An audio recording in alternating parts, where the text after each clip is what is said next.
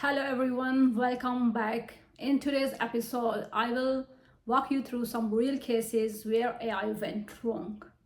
Yes, AI helps you to save time and improve processes, but if not handled properly, it can backfire as well. In the last episode, we saw some real cases where companies bring in AI and it helped them to improve their hiring processes and overall efficiency.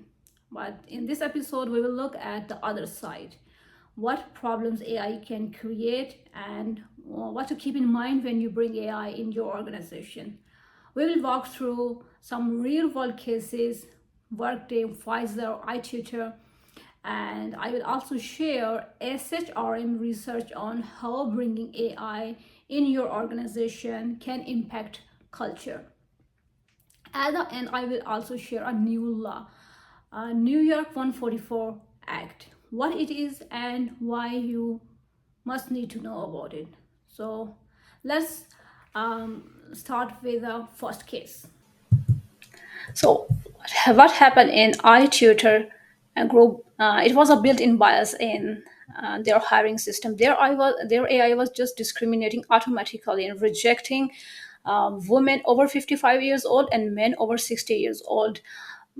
No chance, no interviews, just rejection. Their EEOC sued the company and they had to pay $365,000 for that. So lesson here is, if you feed bias in AI amplifies it. Never let protected attributes enter the model directly or via proxies. If you look at the next case, Workday, Workday. Thousands of organizations are using Workday as their hiring process.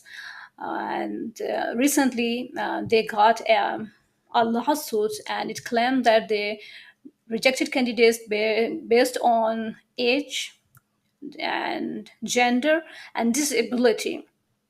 The case is still under hearing right now, but one of the federal judge said that they can be considered as employer as well. Here we need to think about that.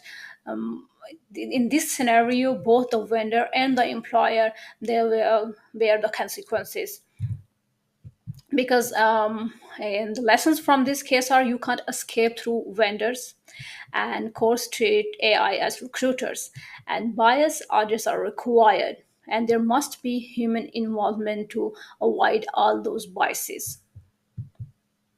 Similar is the case happening in Pfizer. In 2023, a candidate sued Pfizer. He was saying that he was never considered for the role and he was rejected without looking, his CV was seen by any human being. So they tried to claim that the vendor, they said that the Pfizer said that the software was from vendor, so they are not responsible. But blaming vendor would not protect your brand. And the case continued. And the so here we need to be careful that when you get your AI and bringing thinking to bring AI in your system, you need to ask for transparencies, bias audits, and keep human always in the loop. The next case is of culture and trust by SHRM. SHRM research says that employees stay 4 times longer in an environment that is, if the culture is strong. But if AI is coming inside the organization without any clear rules, is going to destroy the trust. They said that according to their research, 75% of the organization, they have no AI policy, and if so, it means employees keep guessing, and 67% of have no training. It means employees feel excluded, they are not empowered, and leaders, they have a greater trust, but employees don't agree. So there is a trust issue as well, and further HR reports some resistance as well. It means the trust is going down. So what we need to consider here, the lesson from this research is, if we are bringing AI, or if you're bringing AI in your organization, need to be very clear about that. The decisions should be explainable. There should be no black box around it. There should be a clear policy, and train your employees. So first culture, second AI.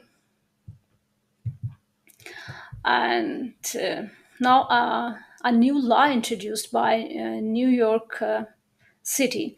This is local law called Local Law 144. And they, according to this law, you are supposed to do annual bias audit for your AI, and you must inform your candidates that you are using AI during the process. So this tells us that as we move further with this AI implementation in our organizations, is not just about efficiency, it's also about compliance.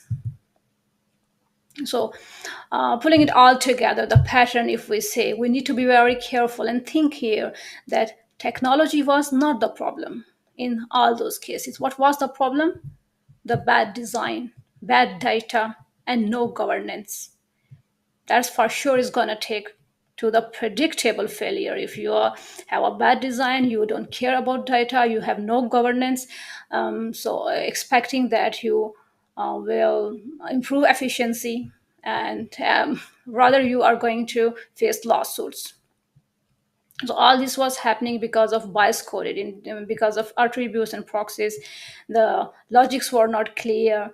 And here is the delegated task risk to vendors, because when you are delegating tasks to vendors, you need to ask for transparency their system, and you need to keep human in loop as well. And there, the thing is no culture readiness. This is very important. If you bring in something new, the culture readiness is important. You need to have a policy for that. Think about that, and train your employees, communicate it really well. So all these things take to the failure if you don't consider it. So how to watch KPIs and controls is working. How to like you check for bias, be transparent. You should give candidate notice, and you should give explanation, and keep human in loops. Culture, measure trust, feedback, and keep the compliance. So, can AI go wrong in HR? Absolutely. If it's biased, hidden, or unregulated. Protect your people, your brand, and your company. Next time, I will bring something to show you how I built my own app with purpose and fairness built in. Stay tuned. And if you want to have my checklist on AI risk in HR, drop the word risk in the comments and I will send it to you. Thank you for listening.